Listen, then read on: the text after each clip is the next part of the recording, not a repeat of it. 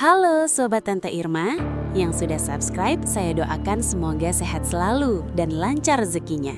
Yang belum subscribe langsung saja pencet tombol subscribe-nya supaya dan semoga apa yang diinginkan segera terwujud. Nikmati ceritanya sampai akhir ya, karena cerita ini menarik dan semoga bermanfaat untuk teman-teman semua. Baiklah, kita lanjut ke ceritanya. Seragam putih itu melambangkan kesucian. Melambangkan pengabdian seorang bidan yang siap membantu ibu-ibu melahirkan kehidupan baru. Tapi apa jadinya jika di balik seragam putih yang suci itu tersembunyi nafsu yang kotor? Bayangkan, Anda adalah seorang istri yang setia di rumah. Anda merawat anak, memasak untuk suami. Anda tidak tahu bahwa di sebuah kamar hotel bintang 4 di kawasan Simpang 5 Semarang, suami Anda sedang diperiksa kesehatannya secara intensif oleh seorang bidan cantik. Bukan diperiksa tensi darahnya, tapi diperiksa staminanya di atas ranjang. Ini adalah kisah tentang Desi, bidan muda yang cantik jelita, yang lupa bahwa setiap perbuatan ada harganya.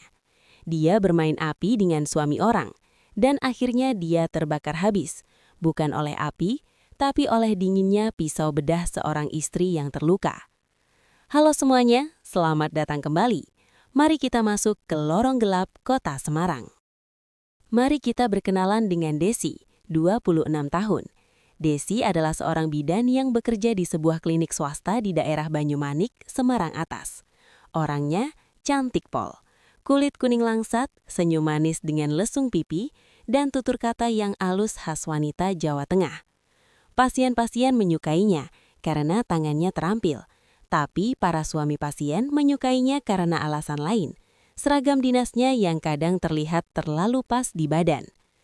Desi sebenarnya punya karir yang bagus, tapi Desi punya satu kelemahan fatal, gaya hidup.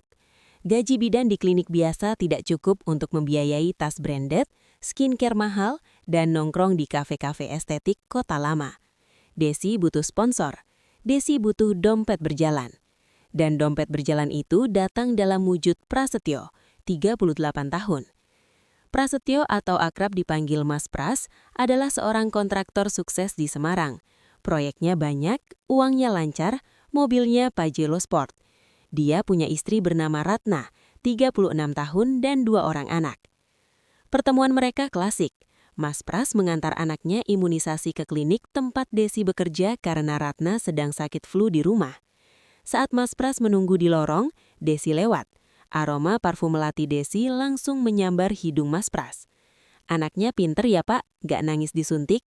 Sapa Desi ramah. Iya Mbak Bidan, tangan Mbak halus sih, balas Pras dengan tatapan nakal. Obrolan singkat itu berlanjut ke tukar nomor WhatsApp. Alasannya, nanti kalau anak Bapak demam pasca imunisasi, bisa konsul ke saya pribadi ya Pak, 24 jam siap. Ah, modus lama. Konsultasi 24 jam itu bukan soal demam anaknya, tapi soal demam asmara bapaknya. Hubungan terlarang itu pun dimulai. Awalnya hanya chatting genit. Mas Pras lagi apa? Udah makan siang belum? Kalau belum, aku masakin mau? Lalu berlanjut ke makan siang bareng di restoran steak di Jalan Pahlawan. Dan akhirnya berlanjut ke check-in. Tempat favorit mereka adalah sebuah hotel berbintang di dekat Simpang 5. Hotel yang ramai sehingga orang tidak terlalu memperhatikan siapa yang masuk. Desi sering beralasan kepada orang tuanya, dia masih tinggal dengan orang tua, bahwa dia ada dinas malam atau partus, menolong persalinan di rumah pasien. Padahal, dia sedang menolong Mas Pras menyalurkan hasratnya. Di dalam kamar hotel yang dingin itu, Desi merasa menjadi ratu. Mas Pras memanjakannya. Setiap habis bercocok tanam, selalu ada hadiah. Kadang gelang emas, kadang uang tunai jutaan rupiah, kadang tas baru. Desi terlena. Dia lupa bahwa Mas Pras punya istri sah di rumah. Atau mungkin Desi tahu, tapi dia tidak peduli. Yang penting Mas Pras bahagia sama aku. Istrinya kan udah tua, udah kendor. Aku kan masih kencang. Begitu pikir Desi dengan sombongnya. Sekarang mari kita lihat sisi lain. Mbak Ratna. Ratna adalah tipe wanita Jawa sejati. Nerimo, sabar, dan keibuan. Dia bukan wanita sosialita yang suka pamer. Sehari-hari dia sibuk mengurus rumah di daerah pedurungan. Ratna sebenarnya wanita yang cerdas. Dia lulusan farmasi, meski tidak bekerja karena diminta Mas Pras fokus urus anak. Pengetahuannya tentang obat-obatan dan anatomi tubuh sebenarnya cukup luas. Awalnya Ratna tidak curiga.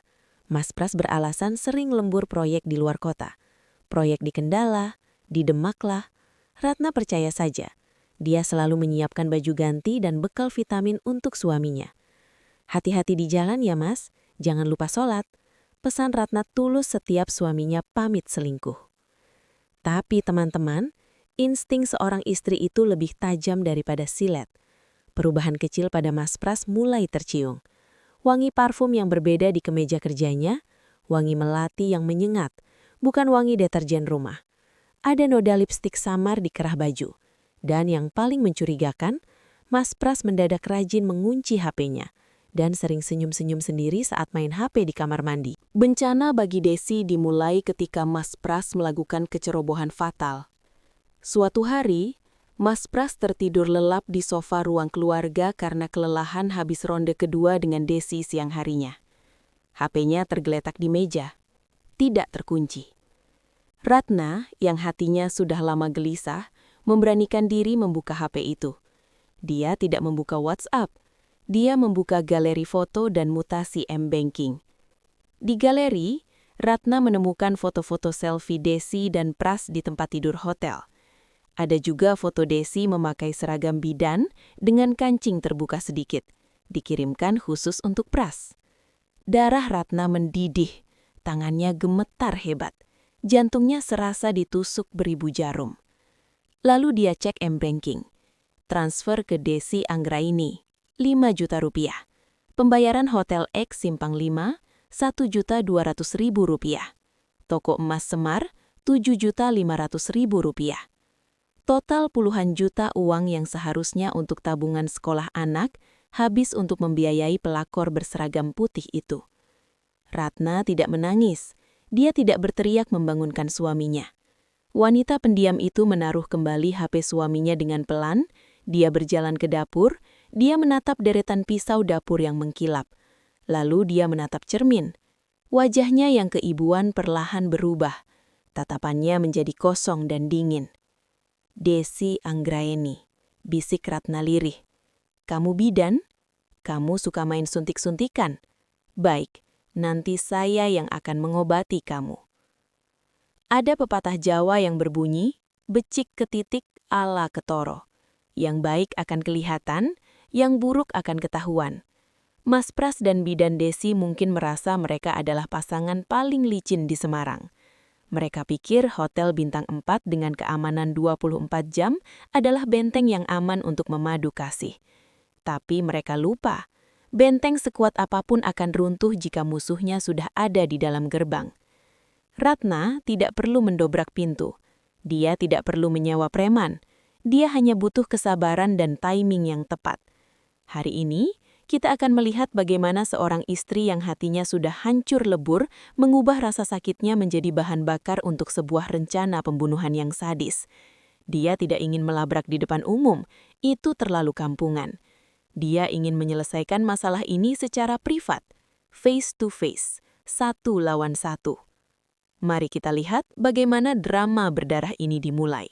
Seminggu setelah Ratna menemukan bukti perselingkuhan itu, dia berubah. Bukan menjadi pemarah, tapi menjadi sangat dingin.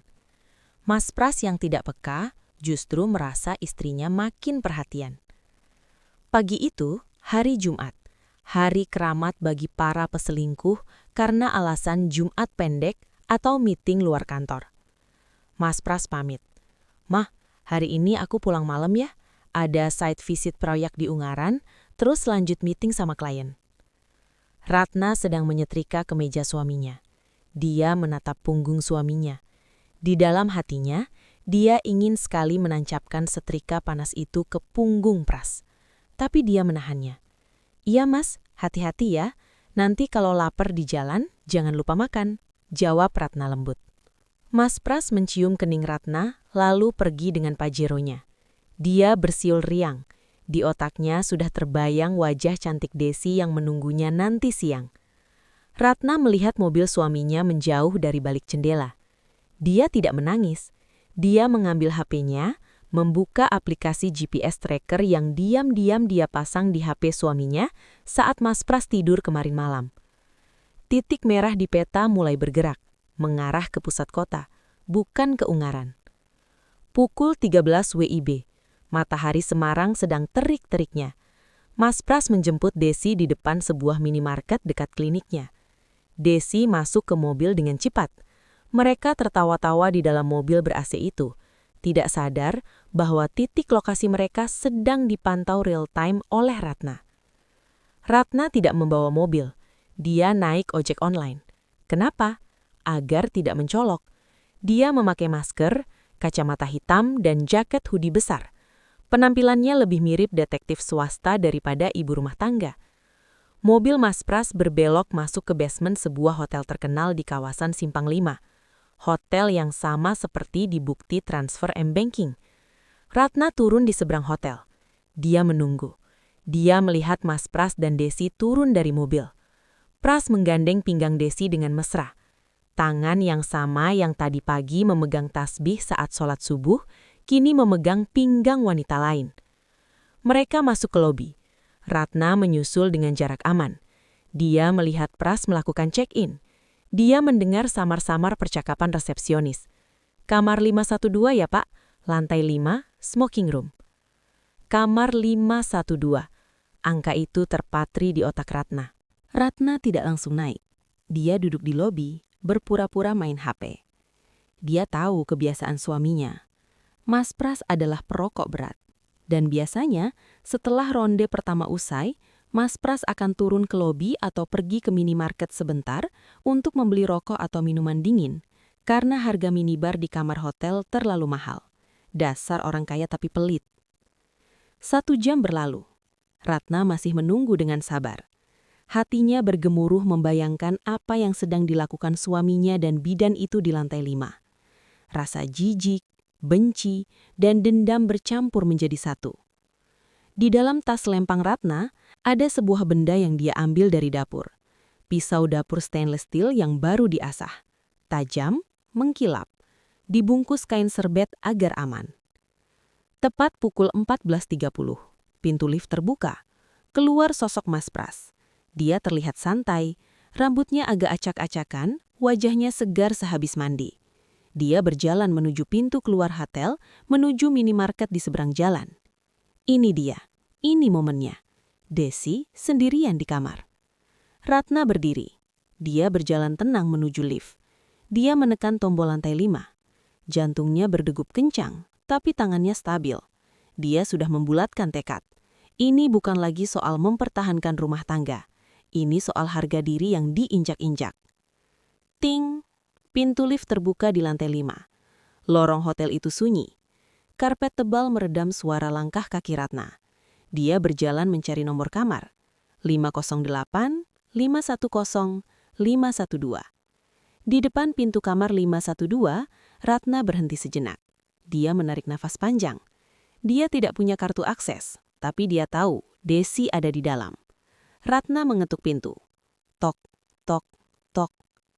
Tidak ada jawaban. Ratna mengetuk lagi, sedikit lebih keras. Mas, kok cepet banget? Kuncinya ketinggalan ya? Terdengar suara manja Desi dari dalam.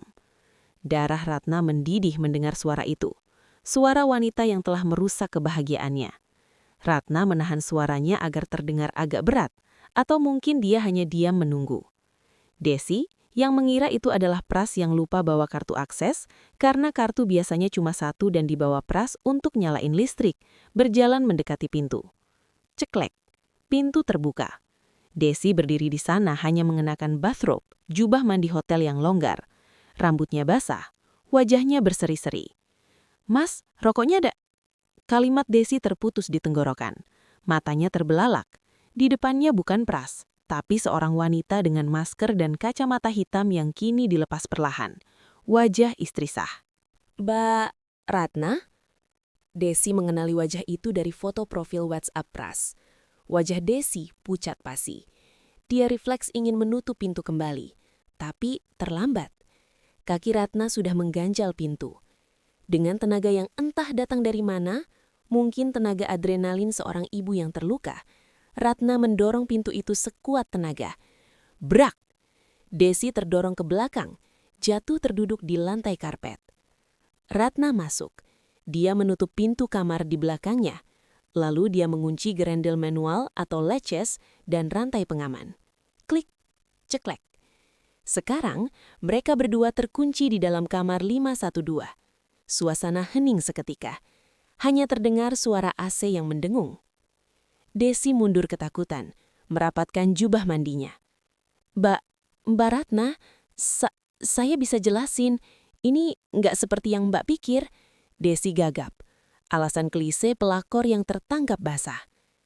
Ratna menatap Desi dari ujung rambut sampai ujung kaki. Tatapan yang penuh penghinaan. Nggak seperti yang saya pikir. Kamu telanjang bulat di kamar hotel sama suami saya, dan kamu bilang ini salah paham. Suara Ratna tenang, terlalu tenang, dan itu yang membuat Desi merinding ketakutan. Ratna merogoh tasnya. Perlahan, Desi melihat gerakan tangan itu. Mbak mau ngapain? Jangan macem-macem, Mbak. Saya teriak nih, ancam Desi, meski suaranya gemetar. Teriak saja, kata Ratna dingin. Kamar ini kedap suara, dan sebelum security sampai sini, urusan kita sudah selesai. Ratna mengeluarkan benda yang dibungkus kain serbet itu. Cahaya lampu kuning hotel memantul di bilah pisau dapur yang mengkilap. Mata Desi melotot melihat pisau itu.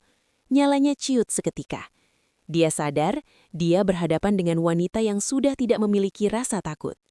Desi mencoba berdiri untuk lari ke kamar mandi. Tapi Ratna lebih cepat. Kamu suka main tusuk-tusukan sama suami saya kan, Bu Bidan? Bisik Ratna sambil melangkah maju. Sekarang giliran saya yang main. Apa yang akan terjadi di kamar 512? Seberapa brutal eksekusi yang dilakukan Ratna? Dan di mana Mas Pras? Apakah dia akan kembali tepat waktu untuk menyelamatkan selingkuhannya? Atau dia justru akan menemukan pemandangan yang akan menghantuinya seumur hidup? Pernahkah Anda mendengar istilah "Hell hath no fury like a woman scorned"? Tidak ada kemurkaan yang setara dengan kemurkaan seorang wanita yang dikhianati. Di dalam kamar 512 Hotel Simpang 5 itu, waktu seolah berhenti.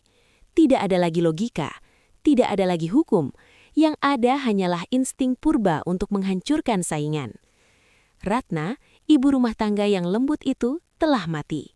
Yang berdiri di sana sekarang adalah sang algojo.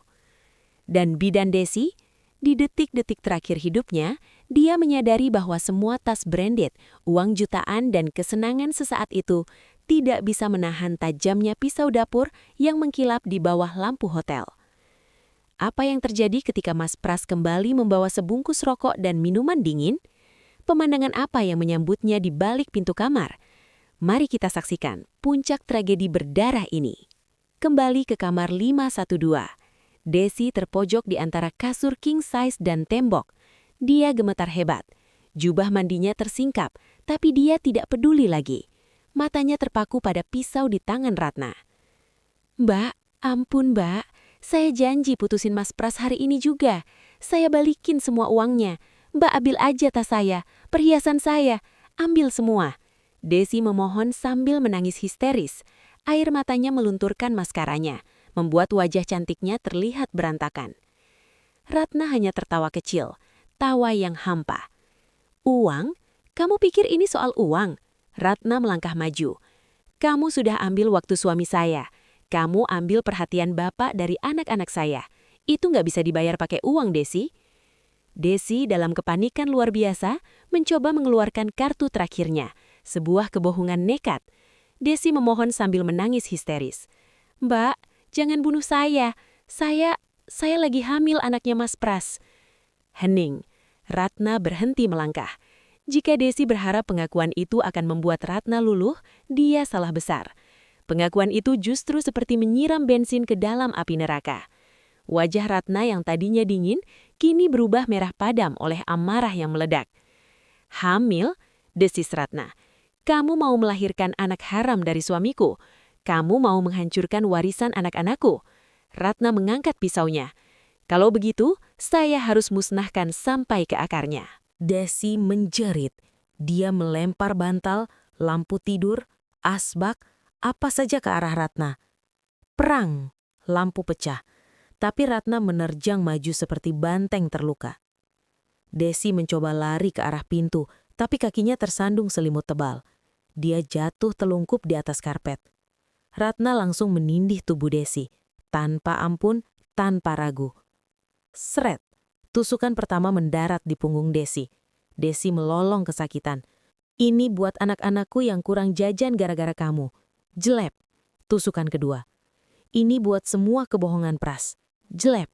Ini buat harga diriku.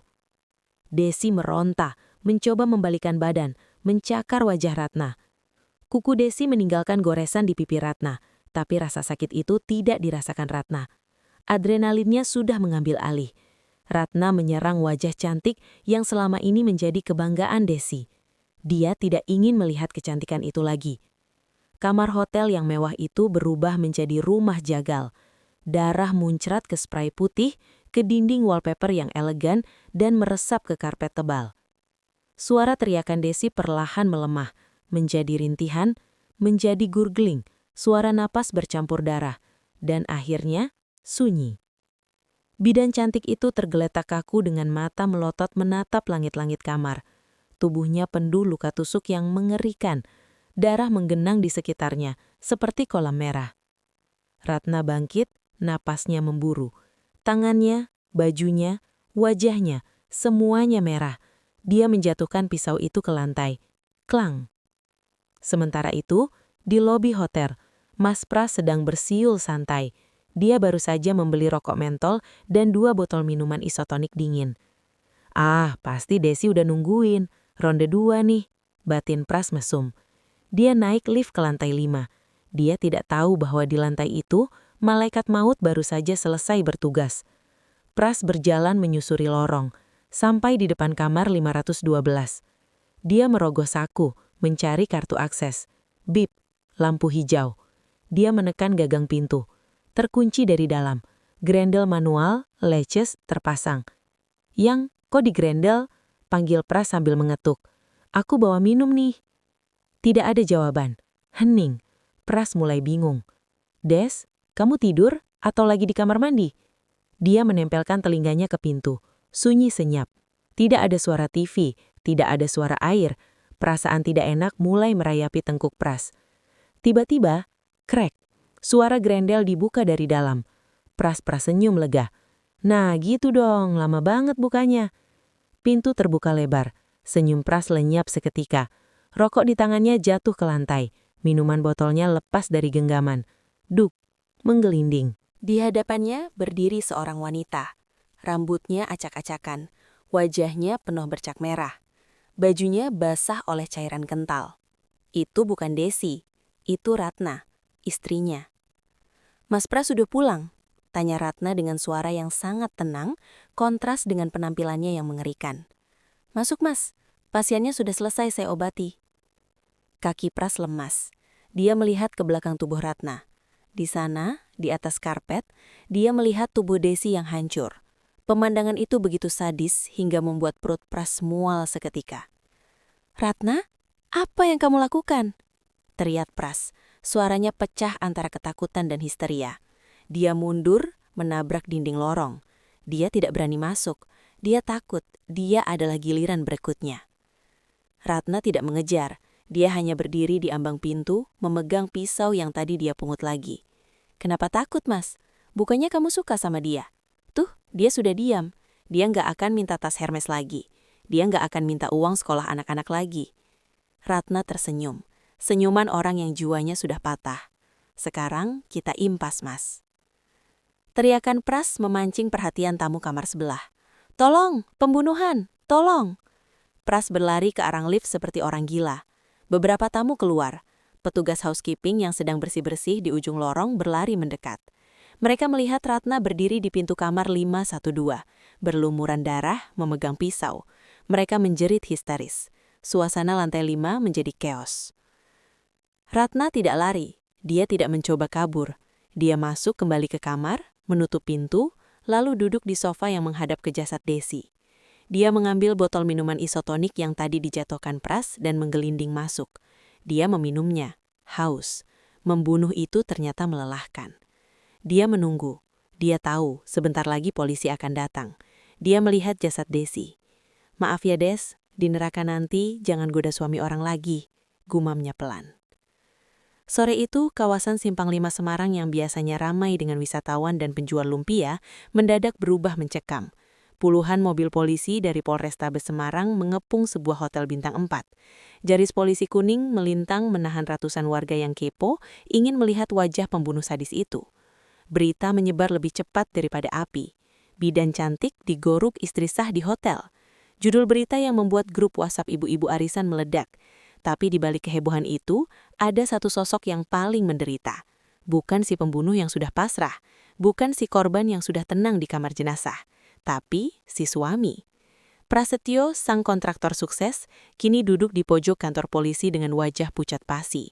Dia selamat dari pisau istrinya, tapi dia tidak selamat dari penghakiman sosial. Hari ini kita akan melihat bagaimana hancurnya mental seorang buaya darat ketika air matanya sudah tidak ada harganya lagi. Kembali ke TKP, tempat kejadian perkara.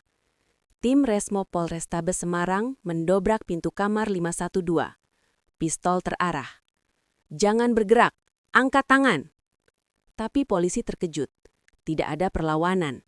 Ratna duduk tenang di sofa, masih memegang botol minuman isotonik yang sudah kosong. Tangannya yang berlumuran darah kering diletakkan di atas lutut. Dia menatap polisi dengan tatapan kosong. "Sudah selesai, Pak. Silahkan bawa saya," ucapnya lirih. Polisi memborgol Ratna. Saat digiring keluar hotel melewati lobi, blitz kamera wartawan menyambar-nyambar wajahnya. Ratna tidak menunduk. Dia berjalan tegak. Di matanya tidak ada penyesalan. Yang ada hanya kepuasan. Kepuasan mengerikan bahwa tugasnya sebagai istri untuk membersihkan hama rumah tangga sudah selesai. Di sisi lain, jasad Desi dimasukkan ke kantong jenazah orange. Bau amis darah memenuhi lorong lantai 5, membuat beberapa petugas hotel muntah karena tidak kuat melihat kondisi jenazah yang mengenaskan. Sementara Ratna dibawa ke sel khusus, Mas Pras dibawa ke ruang penyidik untuk dimintai keterangan sebagai saksi kunci. Di ruangan 3x4 meter itu, kewibawaan Pras sebagai bos kontraktor hilang tak berbekas. Dia menangis sesenggukan seperti anak kecil. Penyidik senior, Pak Bambang, menatap Pras dengan tatapan jijik. Polisi paling benci kasus seperti ini. Suami enak-enak, istri yang jadi pembunuh, polisi yang repot beresin mayatnya. "Udah, nggak usah nangis. Pas lagi bercocok tanam sama korban, kamu ingat anak istri nggak?" bentak Pak Bambang sambil menggebrak meja. Pras terlonjak kaget. Saya nyesal, Pak. Saya nggak nyangka Ratna bisa nekat begitu." "Ya nekatlah. Istri mana yang nggak gila lihat suaminya ngamar sama bidan muda? Sekarang lihat akibatnya. Istrimu jadi pembunuh. Selingkuhanmu mati. Kamu mau jelasin apa ke anak-anakmu di rumah, ha?" Kata-kata Pak Bambang menohok ulu hati Pras. Bayangan kedua anaknya di rumah muncul. Mereka masih kecil. Mereka tahunya ibu mereka belanja ke pasar dan bapak mereka kerja. Besok pagi, mereka akan bangun dan mendapati ibu mereka di penjara seumur hidup dan bapak mereka dicap sebagai penyebab kematian orang. Pras menjambak rambutnya sendiri frustasi. Jasad Desi diautopsi di RSUP Dr. Karyadi Semarang. Hasil forensik keluar malam itu juga. Dokter geleng-geleng kepala melihat jumlah luka tusuk. Ada 23 tusukan, sebagian besar di area wajah dan perut.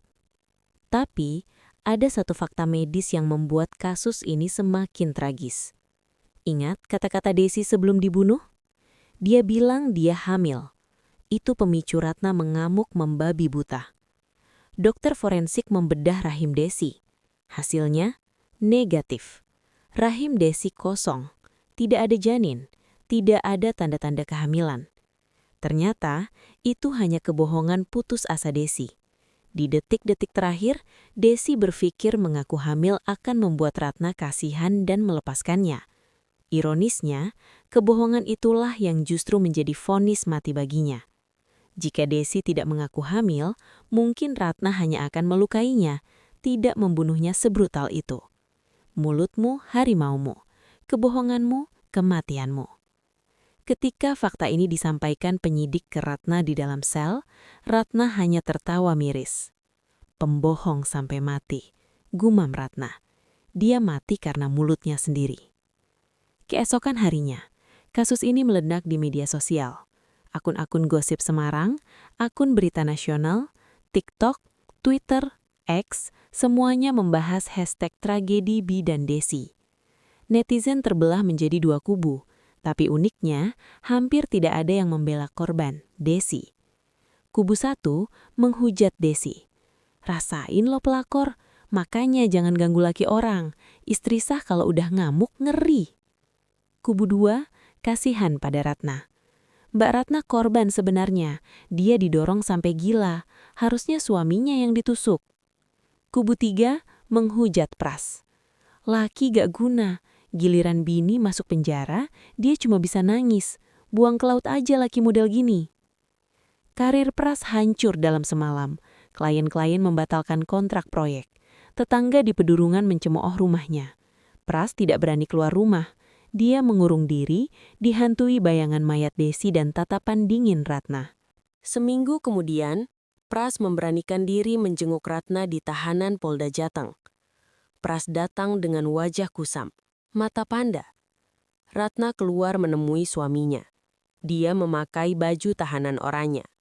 Wajahnya bersih tanpa make up, tapi terlihat jauh lebih tenang daripada Pras. Mereka duduk dipisahkan kaca pembatas atau jeruji besi. Pras menangis lagi. Maafin papa, papa salah, papa janji bakal tebus dosa papa. Ratna menatap suaminya tanpa emosi. Mas, urus anak-anak. Jangan sampai mereka tahu kelakuan bapaknya. Bilang aja, mama lagi kerja jauh. Ma, papa bakal cari pengacara hebat. Papa bakal bebasin mama. Janji Pras. Ratna tersenyum tipis. Gak usah mas, aku udah ngaku. Aku siap dihukum. Di penjara ini aku malah tenang. Gak perlu mikirin kamu lagi dinas luar sama siapa. Gak perlu nyuci baju kamu yang bau parfum perempuan lain. Kamu bebas sekarang mas. Kamu duda. Silahkan kalau mau cari bidan lain. Atau perawat, atau SPG. Gak ada yang ngelarang kamu lagi.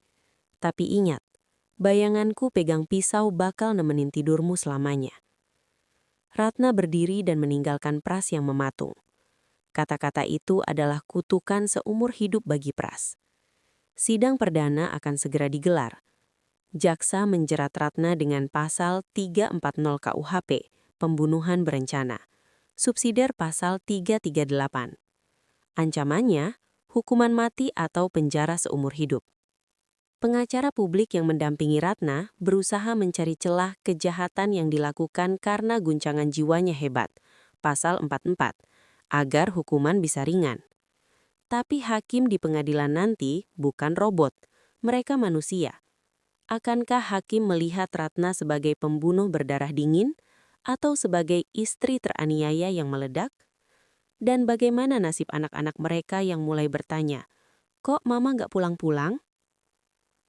Hukum manusia mungkin bisa tumpul ke atas dan tajam ke bawah. Tapi hukum karma, ia tajam ke segala arah. Tidak ada yang bisa lolos darinya. Entah itu bidan cantik, pengusaha kaya, atau ibu rumah tangga yang terluka. Hari ini, ruang sidang utama Pengadilan Negeri Semarang penuh sesak. Bukan oleh penjahat, tapi oleh ibu-ibu. Para istri sah yang datang memberikan dukungan moral kepada Ratna. Mereka membawa spanduk bertuliskan @SaveRatna. Korban perselingkuhan bukan pembunuh. Tapi hakim tidak memutus berdasarkan spanduk. Hakim memutus berdasarkan fakta. Ada nyawa yang hilang. Ada darah yang tumpah. Ratna duduk di kursi pesakitan siap menerima takdirnya. Apakah dia akan bebas? Atau dia harus menghabiskan sisa hidupnya di balik jeruji besi, jauh dari anak-anak yang dia cintai? Mari kita saksikan akhir dari drama berdarah di kota Lumpia ini. Suasana sidang sangat emosional. Jaksa penuntut umum tetap pada tuntutannya. 15 tahun penjara. Jaksa berargumen bahwa Ratna merencanakan pembunuhan itu, membawa pisau dari rumah, melacak GPS. Namun pengacara Ratna membela dengan argumen crime of passion, kejahatan karena gairah atau emosi sesaat. Ratna membunuh bukan karena jahat, tapi karena guncangan jiwa hebat melihat suaminya berzina. Saat Ratna diberi kesempatan bicara terakhir, pledoi, dia berdiri. Dia tidak membaca teks, dia bicara dari hati. Pak Hakim, saya tahu saya salah. Saya telah mengambil hak Tuhan mencabut nyawa orang. Tapi sebagai seorang istri, hati saya hancur, Pak. Saya melihat suami saya, ayah anak-anak saya, mengkhianati janji sucinya. Ratna menoleh ke arah bangku pengunjung. Dia melihat Pras duduk menunduk di pojok. Untuk Mas Pras, jaga anak-anak. Jangan ajarkan mereka jadi pembohong seperti bapaknya. Kata-kata itu membuat seisi ruangan menangis. Bahkan jaksa terlihat mengusap matanya. Tapi hukum tetaplah hukum. Ketua Majelis Hakim mengetuk mik. Suasana hening. Mengadili. Menyatakan terdakwa Ratna terbukti secara sah dan meyakinkan bersalah melakukan tindak pidana pembunuhan. Namun menimbang rasa sakit hati terdakwa sebagai pemicu utama, jantung Pras berdegup kencang. Ratna memejamkan mata. Menjatuhkan pidana penjara selama 10 tahun. Tok. Vonis yang cukup ringan untuk sebuah kasus pembunuhan sadis. Biasanya 15 sampai 20 tahun. Hakim mempertimbangkan faktor psikologis Ratna. Ratna menerima putusan itu. Dia tidak banding, dia bersyukur tidak divonis mati atau seumur hidup. 10 tahun artinya dia masih punya harapan bertemu anak-anaknya saat mereka remaja nanti. Sementara Ratna dibawa ke lapas wanita Bulu Semarang, nasib berbeda dialami jasad Desi. Keluarga Desi di desa sangat terpukul dan malu. Berita tentang kelakuan anak mereka sudah menyebar ke seluruh kampung. Pemakaman Desi berlangsung sunyi, sangat sunyi. Tidak ada teman-teman sejawat bidan yang datang. Mereka malu dikaitkan. Tidak ada teman-teman sosialitanya, apalagi Pras. Hanya orang tua Desi dan beberapa penggali kubur. Tidak ada taburan bunga yang melimpah. Di nisannya, nama Desi tertulis sederhana. Seorang kembang desa yang dulu dipuja-puja, yang dulu pamer kemewahan di Instagram, kini berakhir sendirian di liang lahat yang gelap. Harta yang dia kumpulkan dari Pras disita polisi sebagai barang bukti atau hilang tak berbekas.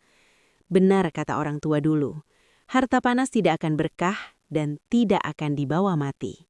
Lalu bagaimana dengan Pras, si Arjuna KW penyebab semua ini? Dia tidak dipenjara fisik, tapi dia dipenjara mental. Pras harus menjadi single parent mendadak. Dia harus bangun subuh, memandikan anak, menyiapkan sarapan, yang rasanya tidak seenak masakan Ratna, mengantar sekolah, lalu bekerja, lalu menjemput sekolah. Setiap malam anak bungsunya menangis. Mama mana, Pa? Kok Mama dak pulang-pulang? Mama marah ya sama adek? Pertanyaan polos itu menusuk jantung Pras setiap hari. Dia mencoba berbohong. Mama lagi kerja di luar kota, sayang. Tapi sampai kapan dia bisa bohong? Dia hidup dalam rasa bersalah yang menggerogoti. Rumahnya terasa sepi dan dingin. Teman-temannya menjauh. Bisnisnya seret. Dia sering terlihat melamun di teras rumah, merokok sendirian, menatap kosong ke jalanan. Dia merindukan Ratna. Dia merindukan omelan istrinya, masakan istrinya, kehangatan istrinya. Tapi dia sadar, dia sendiri yang menghancurkan itu semua demi kesenangan 1 jam di kamar hotel. Seringkali Pras lewat di depan lapas Bulu, hanya untuk melihat tembok penjara tempat istrinya dikurung. Dia tidak berani masuk menjenguk terlalu sering, karena dia tidak sanggup melihat mata istrinya yang kini sudah mati rasa padanya. Teman-teman, kasus bidan Desi, Ratna dan Pras ini adalah tamparan keras buat kita semua. Perselingkuhan itu seperti membeli tiket wahana roller coaster. Awalnya seru, memacu adrenalin, bikin ketagihan. Tapi ingat, di ujung rel itu ada jurang yang siap menelan Anda. Bagi para suami, jangan gadaikan berlian di rumah demi batu kali di jalanan. Istri Anda mungkin bawel, mungkin dasteran, tapi dialah yang mendoakan Anda siang malam. Bagi para wanita muda, jangan bangga merebut milik orang. Kebahagiaan di atas air mata wanita lain tidak akan pernah abadi. Tuhan tidak tidur. Doa istri yang teraniaya itu tembus langsung ke langit. Desi sudah tenang di alam sana dengan pertanggungjawabannya. Ratna sedang menebus dosanya di penjara. Dan Pras sedang menjalani hukuman seumur hidup di dunia bernama penyesalan. Sampai di sini cerita Tante Irma hari ini. Semoga kalian semua terhibur dan jangan lupa komen dari kota mana saja yang hadir.